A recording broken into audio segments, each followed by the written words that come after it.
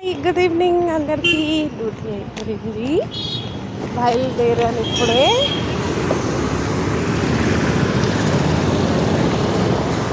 ఇప్పుడు అక్కడ ఎస్బీఐ దగ్గర బ్యాంక్ దగ్గరికి వెళ్ళి ఆటో ఎక్కి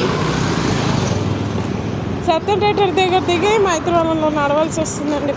నాకైతే అసలు ఫుల్ కష్టం అయిపోతుంది. మైత్రివనం బస్ స్టాప్ దాకా రోజు నడవాల్సి వస్తుంది. ఒక్కొక్కసారి ఆటోలు రావట్లేదు, ఏమైందేమో అయితే వస్తూనే ఉంటాయి. ఈవినింగ్ టైంలో వెళ్ళాం మేడం, మైత్రివనం అంటారు. అమ్మ బాబాయ్, నేను ఎన్ని రోజులైనా ఆయన ఆటో ఎక్కట్లే, నడుచుకుంటూ బస్ స్టాప్కి వెళ్తున్నా. చాలాసేపు వెయిట్ చేస్తే ఆటో వస్తుంది, అదేదో అంతసేపట్లో నడవచ్చు అనుకొని నడుస్తున్నాను. అసలు ఇంతకుముందు కంటే నేను ఫుల్ నడిచేదాన్ని.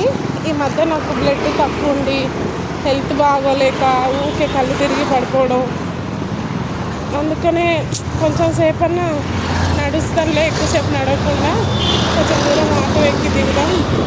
మళ్ళీ మా ఇంటి దగ్గర కూడా బస్ స్టాప్ దాకా నడవాలి కదా, పొద్దున్నే నీరసం అయిపోతుంది. లేకపోతే ఏముంది, వాకింగ్ అయిపోతుంది, హాయిగా అనుకొని నడవచ్చు. ఒక్కొక్కసారి సాంగ్స్ పెట్టుకొని అది ఇది చేసుకుంటూ సాంగ్స్ వినుకుంటూ నడుస్తున్నాం. ఇప్పుడు కూడా నడవాలి. బస్ స్టాప్కి నడుచుకుంటూ వెళ్ళి అప్పుడు బస్ ఎక్కుతాం.